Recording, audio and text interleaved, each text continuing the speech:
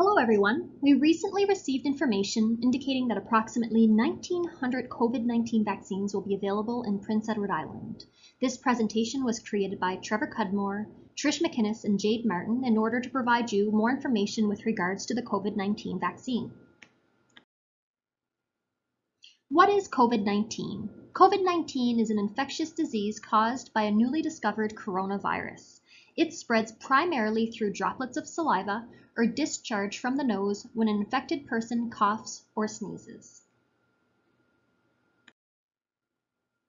What are the symptoms of COVID-19? Symptoms include fever, dry cough, fatigue, also known as tiredness, loss of taste or smell, nasal congestion, conjunctivitis, also known as red or pink eyes, sore throat, headache, muscle or joint pain, different types of skin rashes, nausea, vomiting, diarrhea, chills, or dizziness.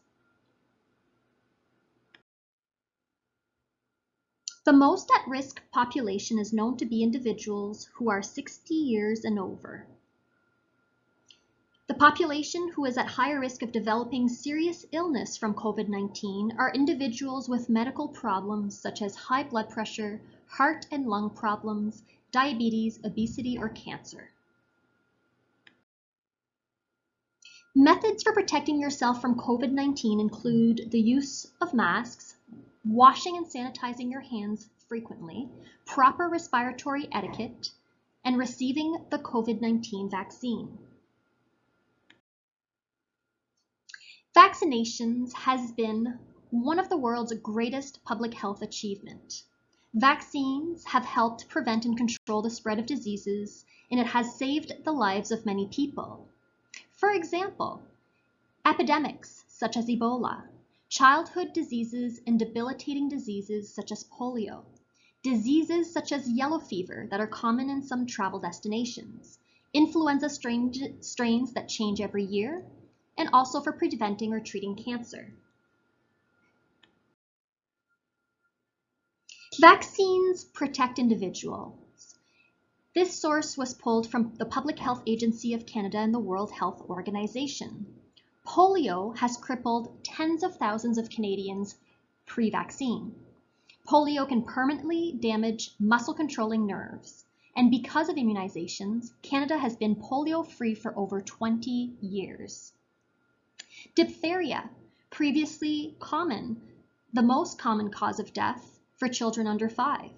Since vaccine was introduced, a 100% decrease has been seen in the number of cases in Canada. Mumps. Mumps can cause painful swelling in the cheeks and in the neck. Thanks to immunizations, numbers of cases in Canada has decreased by 99%. Smallpox, which had a 30% mortality rate pre-vaccine, was eradicated worldwide for more than 30 years. Social responsibility. Social responsibility just means that together we have a responsibility for the greater good. Vaccines are responsible for many global public health successes, such as the eradication of smallpox and significant reduction in other serious infections, like polio and measles. The success of a disease eradication initiative, like any public health program, is largely dependent on the level of societal and political commitment to it from the beginning to the end. This means that each one of us has a responsibility to step up in order to protect the community and the society at large.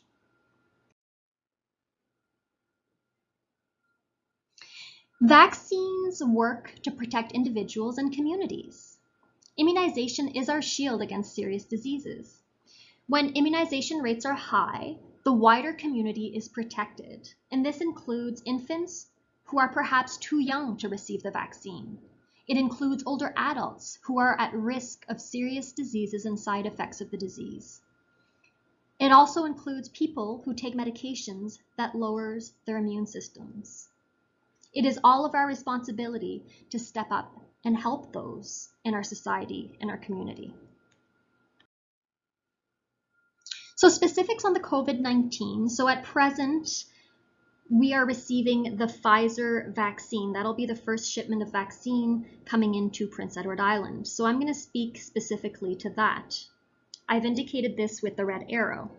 So the Pfizer vaccine is given by injection, which is 0.3 milliliters into the muscle of the arm. The muscle is known as the deltoid muscle.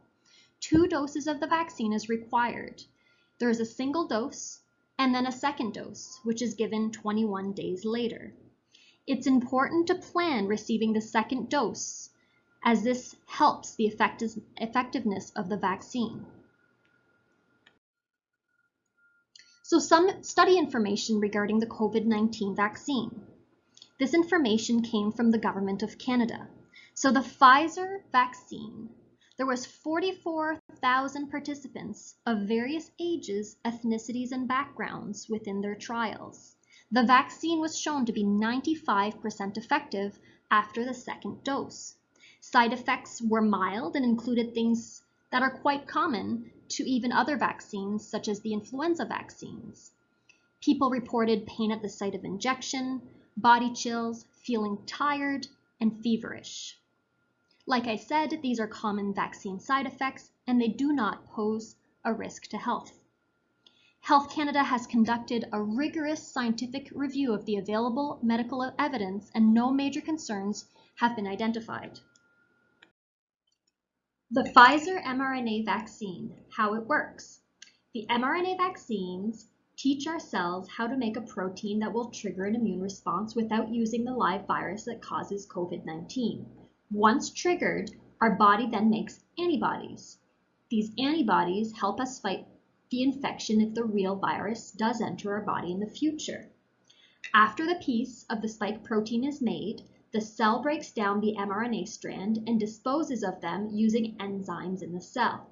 It is important to note that the mRNA strand never enters the cell's nucleus or does not affect the genetic material. This information helps counter misinformation about how mRNA vaccines alter or modify someone's genetic makeup. Now we're going to discuss the timeline for COVID-19 vaccine production. The timeline to develop a vaccine is substantially shortened for the COVID-19 vaccines. Why is that? Firstly, clinical trials have combined phases 1 and 2, doing them in parallel, which means at the same time. This is normally done one phase and then the other. Secondly, due to the high number of new cases of COVID-19 in many places, differences in disease risk between those who receive the viral vaccine and those who receive the placebo, also known as the comparison vaccine, can be measured more quickly. Thirdly, there were large financial investments which provided the ability to have various scientists working on developing the vaccine.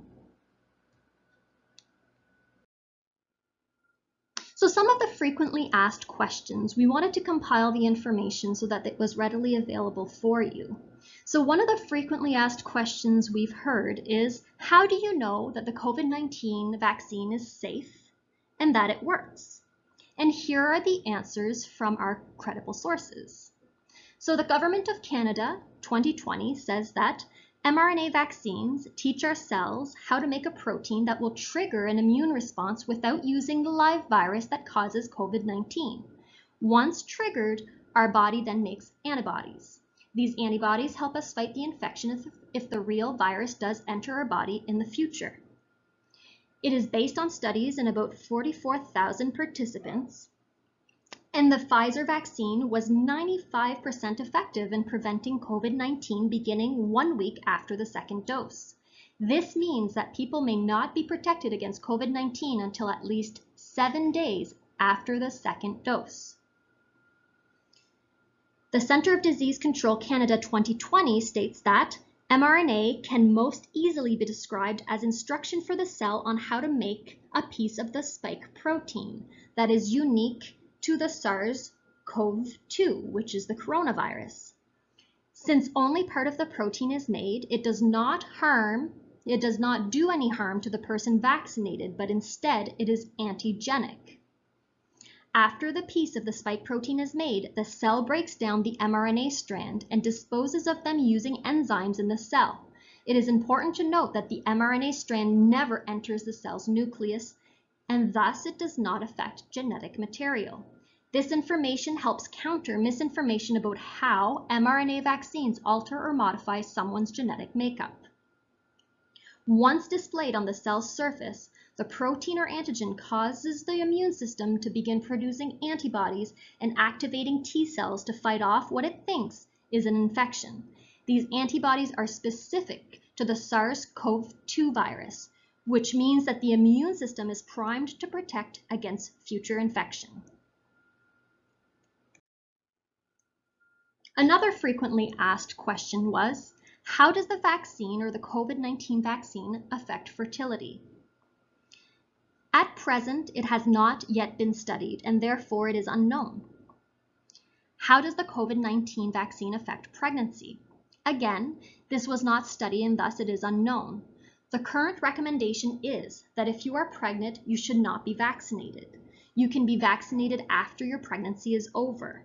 If you think you may be pregnant, you should delay vaccination until you are sure that you are not. If you are planning to get pregnant in the next 3 months, you should delay your vaccination. If you know that you are not pregnant, you can start the 2-dose course now, and you should avoid getting pregnant until at least 2 months after the second dose. If you have had the first dose and then become pregnant, you should delay the second dose until after the pregnancy is over. Another question was, will I be forced to take the COVID-19 vaccine? No, you will not be forced to take the COVID-19 vaccine, but we and the Public Health Agency of Prince Edward Island will highly recommend that you get it. What is the dose of the vaccine? The vaccine is given by an injection. It's 0.3 milliliters of fluid that's injected into the muscle of the arm. For the vaccine to work best, you need to get 2 doses. A single dose is given, and then a second dose is given 21 days later. What are the side effects of the COVID-19 vaccine? In general, the side effects observed during the clinical trials are similar to what you might have with other vaccines. The side effects that follow vaccine administration in clinical trials were considered mild to moderate. They included things like pain at the site of injection, body chills, feeling tired, and feeling feverish.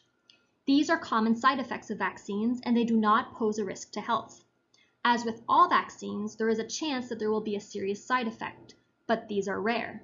A serious side effect might be something like an allergic reaction. Health Canada has conducted a rigorous scientific review of the available medical evidence to assess the safety of the Pfizer COVID-19 vaccine. No major safety concerns have been identified in the data that was reviewed. What is in the vaccine?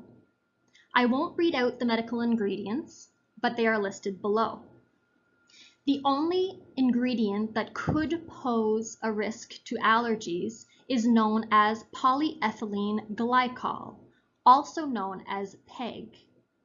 Very few people are known to be allergic to polyethylene glycol. That would be the only allergic substance known to cause an allergy to date.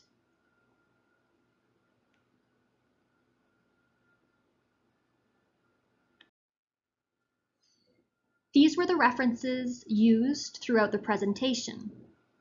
Please feel free to take note of these and look further into the information.